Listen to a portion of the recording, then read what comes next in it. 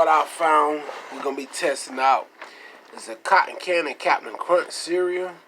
Y'all can stay tuned. We're going to do a little small review on these. I picked these up at Food Line for, I think it was $3. I'm not sure. But y'all can stay tuned though. We're going to be doing a review on these. These were hard to find. I never knew Food Line had these in there, so now I know. So I'll be doing a review on these. I picked these up today, so I just want to share them with you guys anyway. But anyway, y'all stay tuned for the review. And just keep tuning in. I'll probably do the review on them probably an upcoming week. Alright, y'all stay tuned. I'm out of here. Peace.